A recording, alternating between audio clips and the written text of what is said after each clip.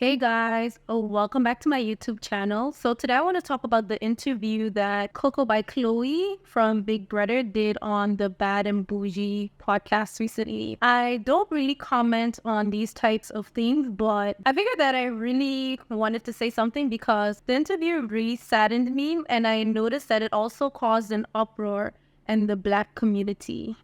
Just a disclaimer, this video is not to bash anyone, but I just feel like that whole interview was just very, very sad. Like, it was very sad to hear a Black woman talk like that about something that comes out of her scalp, something that is natural, something that is natural. I mean, we all have our different opinions, but it's okay to have our preferences. Everyone can have their preferences. There's nothing wrong with that, but the only thing that I find to be wrong is when someone tells you that you shouldn't use something because it's not good enough for them, it's not good for society's standard. To me, that's a bit offensive. At the end of the day, everyone can have their own, well, we all have our own choices, we all have our own preferences, and we can do what we want to do technically. But I feel like what we can't do is offend people because they choose to be in their natural state or they choose to just wear their natural hair. I feel like as Black people, sometimes we are our own worst enemies. I'm not even gonna lie to you. That's just how I feel. Also, on top of that, I found the interview to be very confusing. I found that she contradicted herself a lot because in one breath she said that natural hair is good enough to wear to pick up your kids from school, to run errands, but it's not good enough to wear to events. But yet she said she loves her natural hair. Your natural hair is good for church programs. Your natural hair is good for when you want to pick your kids at school. Oh, wow. Don't bring your natural hair to my event. So to me, that was super contradicting. It was very, very contradicting for me.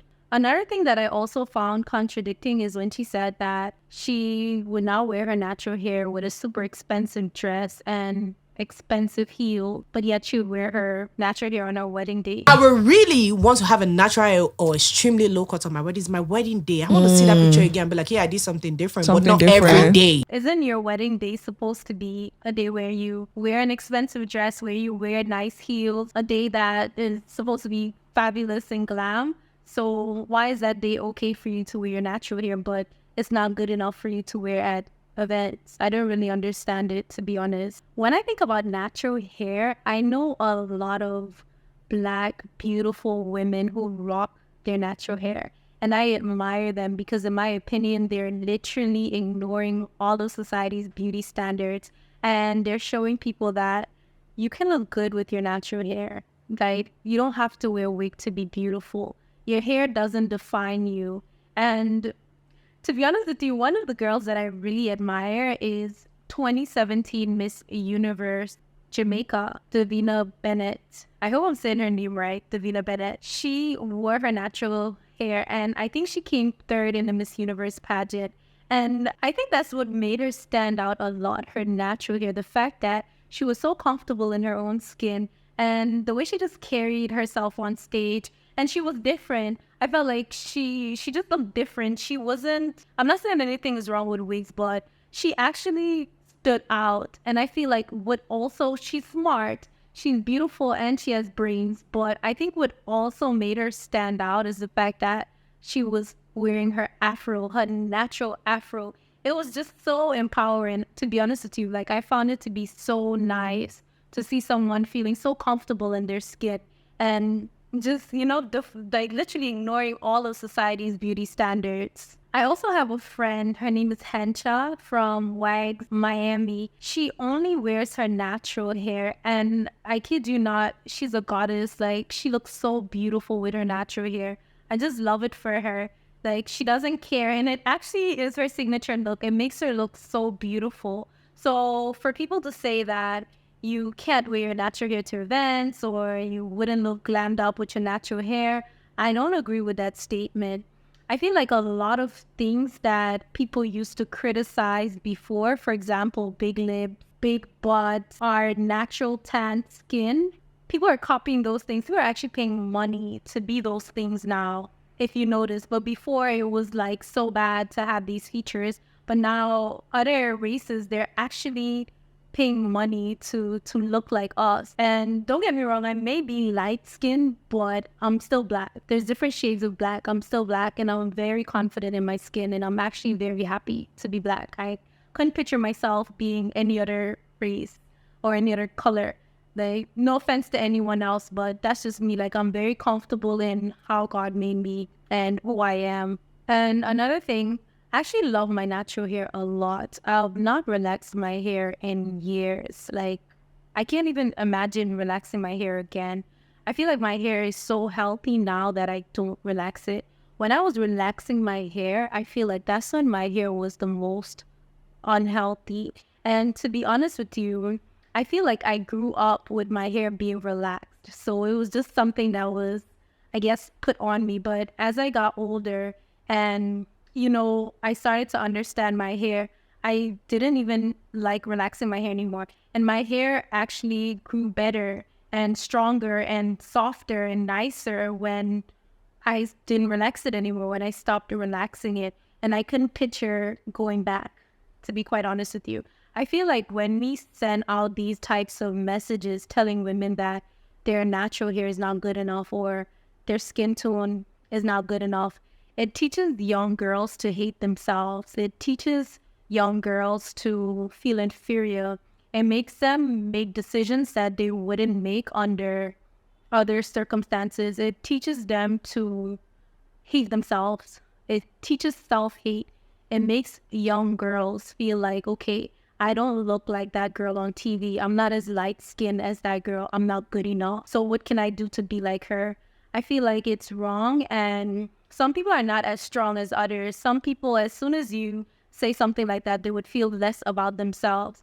And I feel like putting out these types of messages are completely wrong because you don't want young girls to think that they have to look a certain way in order to be beautiful or to feel beautiful. That's how I feel. So many people may not know, but I'm actually half Hispanic, Latina. My mom's from the Dominican Republic. So, a lot of people, a lot of Spanish people think that they're white, even though they're not. They're black and just light skinned. So, I grew up in a family where, obviously not my dad's side, but my mom's side of the family, where going to the Dominican Republic and a lot of Hispanic people, they'll make you feel less than because you're darker than them. Mind you, I was not always this light skinned. Growing up, I was a bit darker because I come from a tropical country and we spend a lot of time in the sun. So I was more tanned.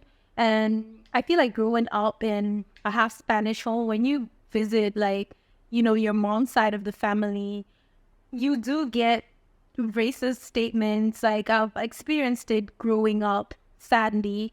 And I remember one time I went to the salon to get my hair done. And funny enough, the lady who did my hair, she said to me, I could never forget this. She said to me when she was done doing my hair, she's like, your hair is so beautiful. You would look so much better. The only thing that's missing that will make you look so much better if you were lighter skin or you were white. I was like, wow. Like, literally a grown woman telling me this. This was a Spanish lady. And it made me realize, like, even though we say other races, they discriminate against Black people, as I said, we are our own worst enemies sometimes. And funny enough, that didn't mess with my self-esteem. Honestly, I wasn't as confident as I am now. Like, I didn't always love myself the way I do now. It took a while for me to get to this level. But I never felt like I had to change my skin tone for me to be accepted by society. And that's me. But some people, they may not be as strong as I am. And when they hear certain statements, it may trigger them and make them feel like they have to bleach their skin, change their skin tone, just to fit in or, wear wigs. I have no problems with wigs because I wear wigs a lot. Like, I wear a lot of wigs, but at the end of the day, I'm also confident with my natural hair as well. I'm confident with both. And at the end of the day, I said, people have their preferences. Some women have natural hair, Black, beautiful women, and their hair is long, like literally so long and so silky. And they're not mixed with anything. They're literally Black. Like, they're Black. So I feel like that was such an ignorant statement to make. And it's not even to bash anyone, but I just feel like we shouldn't be promoting these types of messages to young girls. It's so wrong. Like, it's so wrong. We should be empowering people and teaching people to love themselves regardless of how they look, regardless of their complexion, of their hair texture, of their body shape. We should teach people to love themselves, because at the end of the day, we're not the same and we're not created to be the same. So people should stop pushing this narrative, this standard of beauty that is just in your head, really. At the end of the day, beauty is in the eye of the beholder. And first, you must see yourself as beautiful. You know, you must love yourself. But with these types of messages, we're not pushing that narrative. We're not encouraging young women to love themselves and to see themselves the way God made them, beautiful in his image. So in closing, all I want to say is don't let anybody pressure you to be who you're not. Because I feel like a lot of times people are impersonating other people. They're not themselves. They're basically conforming to what society wants them to be. They're trying to be like everyone else. And that's a very bad place to be, because that means you don't have an identity. So for me, like growing up, as I said, it took a while for me to love myself the way I am. I wasn't always this confident. I think at one point I did feel like I had to look a certain way or be a certain way in order to be accepted. But nowadays, I don't feel that way. Like, I love myself, whether I gain weight, lose weight, whether my hair is natural, or I'm wearing wigs, whether, you know, I'm dark or light skinned. I love myself. And I feel like that those are the types of messages we need to be pushing.